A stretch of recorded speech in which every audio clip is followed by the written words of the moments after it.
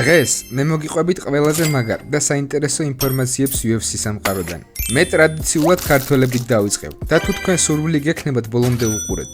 რა თქმა უნდა თუ დაალაიქებთ და გამოიწერთ არხს ძალიან გამახარებთ. ამ ვიდეოში თქვენ ნახავთ მერაბი იანის წინააღმდეგ, სტერლინგის სტრატეგია რევანშისთვის, თოფურია გეიჯის წინააღმდეგ, მწვრთნელის სკანდალური პროგნოზი, შარაბულეტის ეჭვი ილიას ჩემპიონობაზე და მრავალი სხვა ამბავი. მაშასე, მოდი დავიწყოთ. სტერლინგმა გაამხილა დვალიშვილის გეგმა პიოტრ იანთან გადამწყვეტი ბრძოლისთვის. ალჯამეინ სტერლინგმა იცის რა უნდა გააკეთოს მისმა თანაგუნდელმა მერაბ დვალიშვილმა, რომ ტრილოგიის დასკვნით მატჩში პიოტრ იანი დაამარცხოს და სუპერმსუბუქი წონის UFC-ს ჩემპიონის ქამარი დაიბრუნოს. ახლა მათ შორის ანგარიში ერთიდერთია და მთავარი კორექტირება, რაც მან უნდა შეიტანოს, არის ის, რომ კვლავ საკუთარ თავს უნდა დაემსგავსოს. პირველ ბრძოლაში და ყველა სხვა დანარჩენ ჯგუფში მერაბი რამდენიმე დამახასიათებელ რამეს აკეთებდა. ის ოდნავ მოძრაობდა წრეზე, პოულობდა ტემპს, გრძნობდა ტაიმინგს, მყარად დგამდა ფეხებს და შემდეგ იწყებდა წნეხის გაზრდას. როდესაც ის პიოტრ იანს პირველად ეჭხობა, პირველი ტეიქდაუნი 10-15 წამში მოხდა. ამჯერად კი ისინი დაახლოებით 3 წუთის განმავლობაში ცვლიდნენ ჯებებს და 1-2 დგომში. ალჯამეინმა აქ კრივის კომბინაციები იგულისხმა. არ მესმის რატომ მოხდა ასე. ეს არის ერთ-ერთი იმ მომენტთაგანი, რაზეც მე და მერაბმა ვისაუბრეთ.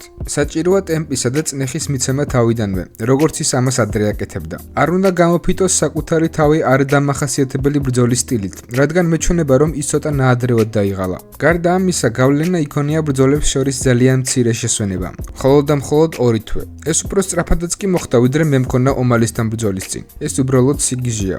ამის გამო, როდესაც ის მუშაობდა კლინჩში და ცდილობდა ტეიქდაუნების განხორციელებას, იანი შესანიშნავად იცავდა თავს. მას ჰქონდა ძალიან კარგი ბალანსი. ის მყარად იდგა ფეხებზე. მომეჩვენა, რომ ჩვენ ძალიან ბევრი ენერგია დავხარჯეთ ამ პოზიციებში. მერაბმა თქვა, მგონი ძალიან ბევრი ძალა დავწვი იმის მცდელობებში, რომ ის პარტერში გადამეყვანა.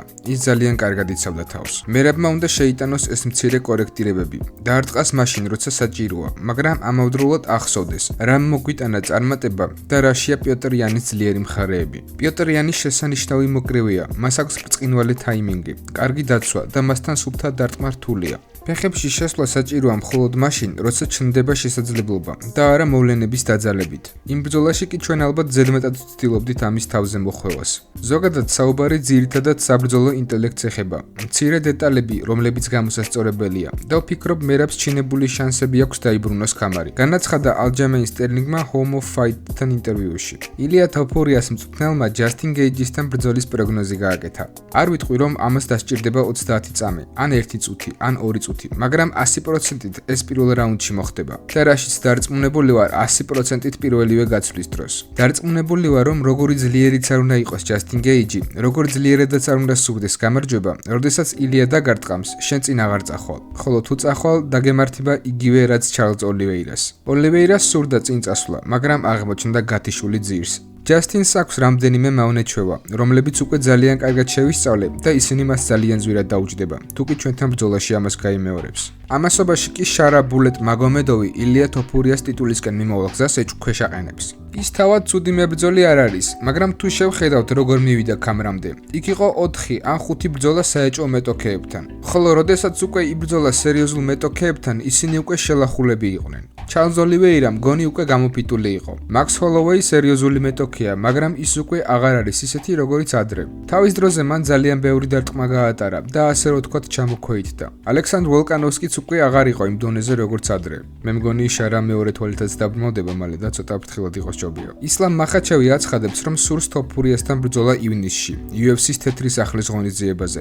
მომწონს ეს იდეა. თუ UFC-ს ეს უნდა, მე მზად ვარ. დენა ვაიტმა მანამდე თქვა, რომ UFC-მ დაიწყო წყვილების შედგენა თეთრი სახლის კარდისთვის და შესაძლოა უქმეებამდე დაასრულონ კიდეც ეს ყველაფერი. მაგრამ შეგახსენებთ, რომ პოლიტიკური ვითარების გამო შესაძლებელია, რომ თეთრ სახლში რუსი მებრძოლები არ ვიხილოთ. კორმიემ აგვიხსნა, რატომ მიიღო გეიჯიმ სატიტულო ბრძოლა ცარუკიანის ნაცვლად. ბევრი გულშემატკივარი და ექსპერტი გაკვირვებული იყო, რატომ იჩხუბეს მსუბუქი წონის დროებითი ქამრისთვის ჯასტინ გეიჯიმ და პედი პიმბლეტმა, ხოლო არმან ცარუკიანი თამაშგარე მდგომარეობაში დარჩა. თუმცა ახლა ვეტერანი დენიელ კორმიე თვლის, რომ სიტუაციამ აზრი შეიძინა, რის შესახებაც მან თავის YouTube არხზე განაცხადა. ახლა ეს გავს მეგაბრძოლას, რომელიც ღირსია ყველაზე ხმაურიანი ქარდის. თოფურია სუპერვარსკვლავია, გეიჯი კი ამერიკელი UFC-ს დროებითი ჩემპიონი. UFC-მ პიმბლეტი გეიჯის წინააღმდეგ დააყენა. პიმბლეტს რომ მოეგო, მათ ეყოლებოდათ ვარსკვლავი თოფურიასთან საბრძოლველად.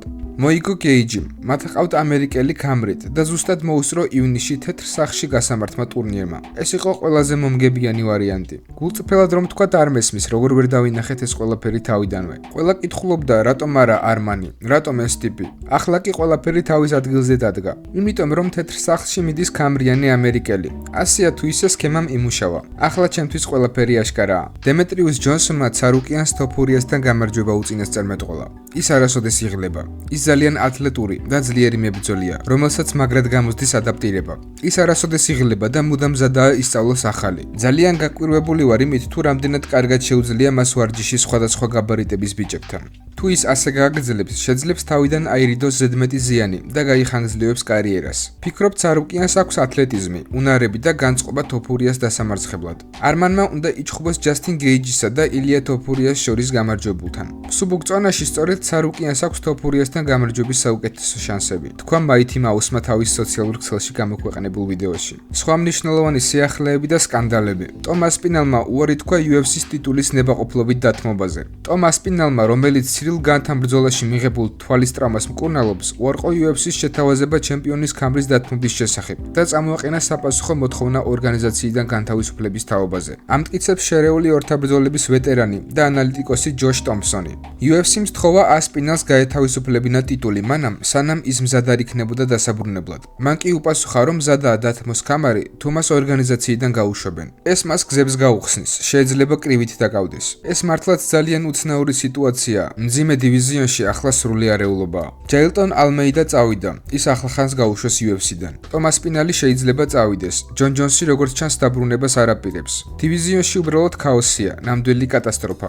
მძიმე და ქვემძიმე დივიზიონები ახლა ისტორიაში ყველაზე ცუდ მდგომარეობაშია, თქვა ტომსონმა თავის პოდკასტის მორიგ გამოშვებაში. მე ამაზე ცუდი დროც მახსოვს, მაგალითად ჯამალ ჰილი რო ჩემპიონი იყო, მაგრამ მართალია. შეგახსენებთ, რომ 2 დღით ადრე ტომ ასპინალმა გვაცნობა, რომ თვალებზე მორიგი ოპერაცია ჩაიტარა, რითიც მიგვანიშნა გულშემატკივრებს, რომ უახლოეს მომავალში ოქტაგონზე მის დაბრუნებას არ უნდა ველოდოთ. შონ სტრიკლენდი ხამზად ჩიმაევზე. ეს ბიჭი წელიწადში ერთხელ ჩხუბობს. ის უბრალოდ ზის თავის დაწყვილ კამარზე და ელოდება, როდის აიძულებს UFC იჩხუბოს. მე უფრო მეტ ფულს ვიშოვი არასატიტულო ბრძოლებში, ვიდრე ტიტულის ბრძოლის ლოდინით. კამარი საერთოდ აღარ არის ჩემს ფიქრებში. მე ჩვეულებრივ ბრძოლებში გაცილებით მეც ვიშოვი. და კიდე, ყოველ ჯერზე როცა ეს წყეული ჩიმაევი ჩხუბობს, მას ახალი, იდუმალი ტრავმა უჩნდება. ნეით დიაზი ამბობს: მოდი ნუ მოვიჩვენებთ თავს, თითქოს მე არ შემიქმნია მთელი ეს დივიზიონი. და არ მიმიცია ფასი ყველა ამ ბიჭისთვის, რომლებიც ახლა თავს მთავრებად დასახელებენ. მე მივეცი მათ შანსი. მაქვს დაუსრულებელი საქმეები და ვგეგმავ, რაც შეიძლება მალე წავიდე და ჩემი დავიბრუნო. მე პირველი ვარ, ვინც დივიზიონის შექმნა